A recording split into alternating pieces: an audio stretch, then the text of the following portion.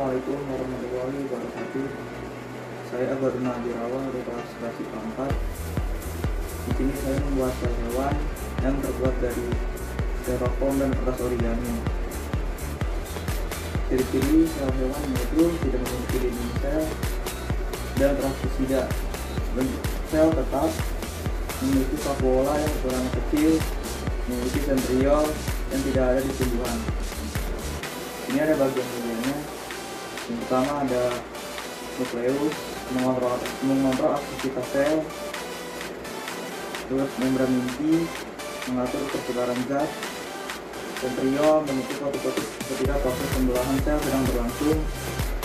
Mitokondria, tempat berlangsungnya fungsi respirasi sel.